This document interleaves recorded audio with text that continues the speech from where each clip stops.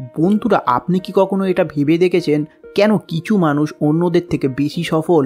এর মূল কারণ হলো আত্মবিশ্বাস। আপনার আত্মবিশ্বাসের মাত্রা এটা ঠিক করে যে আপনি নিজের জন্য কীরকম ধরনের লক্ষ্য সেট করছেন, সেগুলো অর্জন করবার জন্য আপনি কীরকম শক্তি প্রয়োগ করছেন এবং প্রতিটা বাধা অতিক্রম করবার জন্য আপনি কীরকম প্রকারের অধ্যবসায় প্রয়োগ করছেন। লেখক ব্রায়ান ট্রেসি তার লেখা বই দ্য পাওয়ার অফ সেলফ কনফিডেন্সে এমন কিছু কৌশল নিয়ে আলোচনা করেছেন যেগুলোর মাধ্যমে আপনি আপনার জীবনের প্রতিটা ক্ষেত্রে অটুট আত্মবিশ্বাস বিকাশ করতে পারবেন।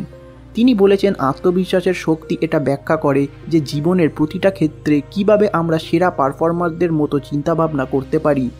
আত্মবিশ্বাস আমাদেরকে আমাদের কমফোর্ট জোনের থেকে বেরিয়ে গিয়ে জীবনে ঝুঁকি নিতে সাহায্য করে।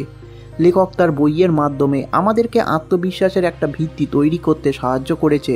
আত্মবিশ্বাসের মাধ্যমে আপনি একজন কর্মঠ ব্যক্তি হয়ে উঠতে পারবেন এবং যে কোনো ধরনের বাধাগুলোকে অতিক্রম করতে পারবেন। আজকের ভিডিওতে আমি এই বই থেকে 10টা মূল পয়েন্টস আপনাদের সাথে শেয়ার করব। আপনাদের মূল্যবান সময় নষ্ট না করে আজকের ভিডিওটা শুরু করা যাক। 1 নম্বর, আত্মবিশ্বাস হলো সাফল্য এবং সুখের ভিত্তি। লেখক বলেছেন, আত্মবিশ্বাস হলো আপনার বিশ্বাস সিস্টেমের উপরে ভিত্তি করে মনের একটা অবস্থা। আপনি যখন আপনার ক্ষমতার উপরে দৃঢ়ভাবে বিশ্বাস করেন, তখন আপনার লক্ষ্যগুলো অর্জন করা অনেক বেশি সহজ হয়ে যায়।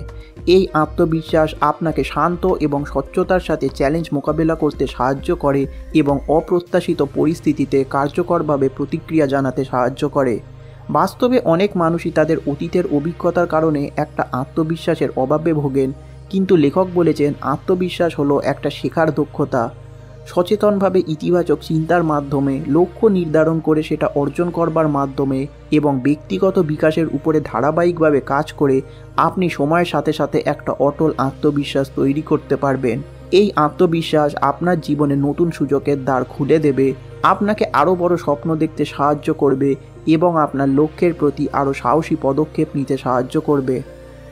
2 নম্বর, আপনার জীবন ও কর্মের জন্য সম্পূর্ণ দায়িত্ব নিন।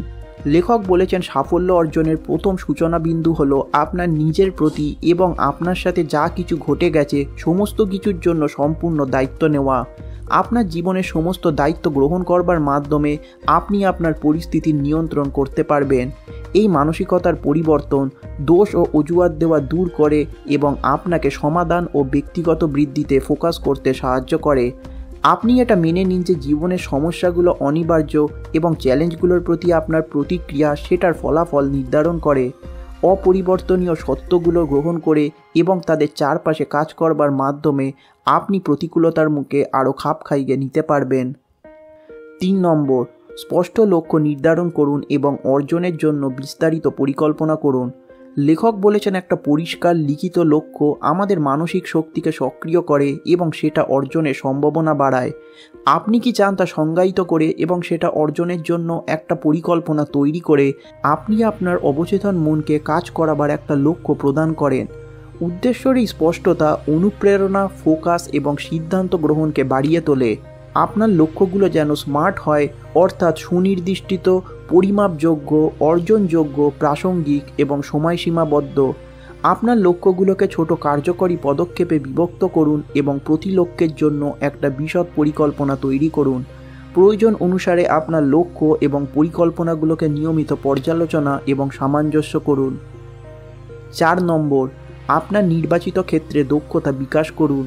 লেখক বলেছেন, ক্রমাগত শেখার ও অনুশীলনের মাধ্যমে আপনি যা করেন তাতে দুর্দান্ত হওয়ার প্রতিশ্রুতিবদ্ধ হন। আপনার ক্ষেত্রে সাফল্যের জন্য প্রয়োজনীয় মূল দক্ষতাগুলো আপনি চিহ্নিত করুন এবং সেগুলো উন্নত করবার জন্য আপনি কাজ করুন। সফলতা হলো প্রতিদিন ছোট ছোট প্রচেষ্টার ফল। আপনার নেওয়া প্রতিটি ইতিবাচক পদক্ষেপ সময়ের সাথে সাথে একটা উল্লেখযোগ্য ফলাফল তৈরি করে। আপনার দক্ষতা ও জ্ঞান ক্রমবর্ধমানে উন্নতি করার উপরে আপনি ফোকাস করুন, এই বিশ্বাস রেখে যে এই ছোট লাভগুলো আপনার আত্মবিশ্বাস বৃদ্ধি করতে সাহায্য করবে। 5 নম্বর, ইতিবাচক চিন্তা ও কর্মের মাধ্যমে ব্যর্থতার ভয়কে জয় করুন। লেখক বলেছেন, আপনাকে এটা বুঝতে হবে, ব্যর্থতা হলো সাফল্য প্রতিক্রিয়ার একটা অপরিহার্য অংশ। প্রতিটা বিপত্তি একটা মূল্যবান পাঠ এবং অভিজ্ঞতা প্রদান করে যা আপনার বৃদ্ধি ও চূড়ান্ত অর্জনে অবদান রাখে। ব্যর্থতাকে একটা বাধার পরিবর্তে আপনি সেটাকে এক ধাপ পদক্ষেপ হিসাবে পুনর্নির্মাণ করে আপনি আরও সাহস এবং স্থিতিস্থাপকতার সাথে চ্যালেঞ্জগুলোর কাছে যেতে পারেন। বাস্তবে সবথেকে সফল মানুষ হলো তারাই যারা একটা ভয় অনুভব করবার সত্ত্বেও পদক্ষেপ নেন। আপনি এটা বিশ্বাস করুন যে ভয় হলো একটা স্বাভাবিক প্রতিক্রিয়া যখন আপনি আপনার কমফোর্ট জোনের বাইরে পা রাখেন। ধারাবাহিকভাবে ছোট সাহসী পদক্ষেপ গ্রহণ করে আপনি আত্মবিশ্বাস তৈরি করতে পারবেন এবং এতে আপনার ক্ষমতার প্রসারিত হবে। 6 নম্বর, আপনার শক্তির ব্যবহার করুন এবং আপনার দুর্বলতাগুলোর পরিচালনা করুন। লেখক বলেছেন আপনার প্রকৃত দক্ষতার ক্ষেত্রগুলোকে শনাক্ত করতে আপনি সময় নিন। আপনার অতীতের সাফল্যগুলোকে মনে করুন এবং বিশ্বস্ত বন্ধু ও সহকর্মীদের আপনি শক্তি সম্পর্কে তাদের দৃষ্টিভঙ্গির জন্য জিজ্ঞাসা করুন। আপনার ব্যক্তিগত এবং পেশাগত জীবনে এই শক্তিগুলোর বিকাশ এবং ব্যবহার করবার দিকে আপনি মনোনিবেশ করুন। যদিও আপনার দুর্বলতাগুলো সম্পর্কে সচেতন হওয়া গুরুত্বপূর্ণ, কিন্তু সেগুলো যেন আপনাকে থামিয়ে না দেয়। এর পরিবর্তে আপনার দুর্বলতাগুলোকে কমানোর জন্য আপনি কৌশল তৈরি করুন। আপনার দক্ষতার বাইরে যেই কাজগুলো পড়ে আপনি সেগুলো অন্য কাউকে অর্পণ করে দিন। প্রয়োজনীয় দক্ষতাগুলো যা আপনার সাফল্যের জন্য প্রয়োজন সেগুলো উন্নত করতে আপনি বিনিয়োগ করুন। 7 নম্বর, প্রতিকূলতার মুখে স্থির থাকুন। লেখক বলেছেন আপনি এটা মেনে নিন যে বাধাগুলো সার্থক প্রচেষ্টার একটা স্বাভাবিক অংশ। আপনি আপনার চ্যালেঞ্জগুলোকে বৃদ্ধি এবং শেখার সুযোগ হিসাবে দেখে একটা মানসিক দৃঢ়তা বিকাশ করুন। দীর্ঘমেয়াদী দৃষ্টিভঙ্গি বজায় রাখুন। স্বীকার করুন যে অধ্যবসায় প্রায় সাফল্য এবং ব্যর্থতার মধ্যে একটা পার্থক্য এনে দেয়। সময়ের সাথে সাথে ধারাবাহিক প্রচেষ্টা একটা যুগান্তকারী ফলাফলের দিকে নিয়ে যায়। এমনকি যখন অগ্রগতি ধীর বা অদৃশ্য বলে মনে হয়, আপনি এটা বিশ্বাস করুন যে আপনার অবিরাম ক্রিয়াগুলো একটা গতিবেগ তৈরি করছে।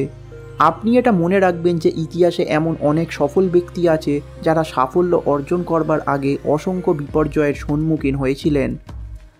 8 নম্বর, একটা সমাধান ভিত্তিক মানসিকতা গড়ে তুলুন।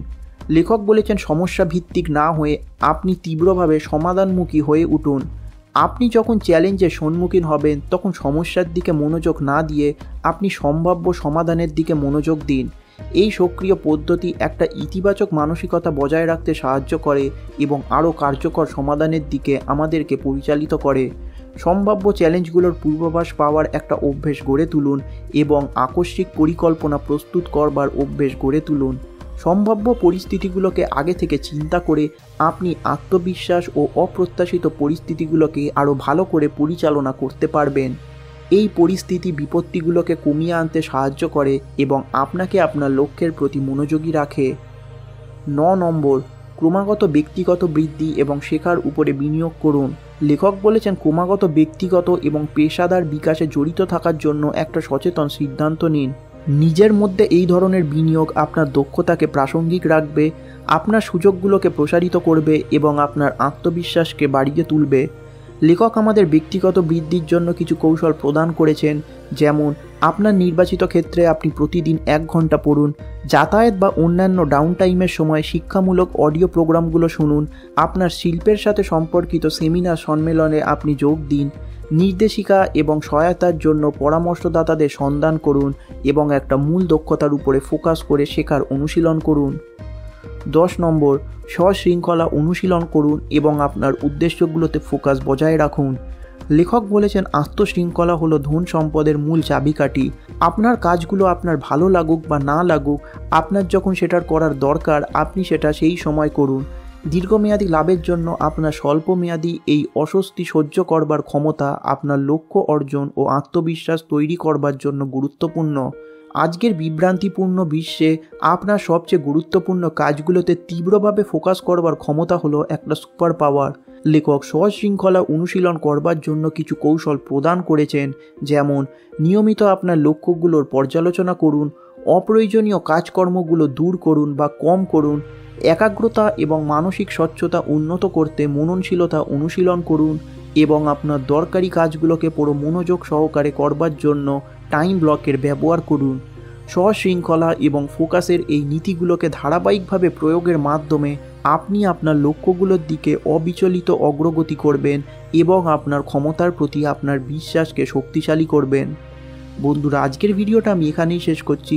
আপনারা যদি এই বইটা ডিটেলসে পড়তে চান তাহলে নিচে দেওয়া লিঙ্ক থেকে আপনারা এই বইটা কিনতে পারবেন। আশা করি ভিডিওটা আপনাদের ভালো লেগেছে। যদি ভালো লেগে থাকে তাহলে ভিডিওটিকে লাইক করে দিন এবং চ্যানেলটিকে সাপোর্ট করবার জন্য সাবস্ক্রাইব করে দিন। ধন্যবাদ।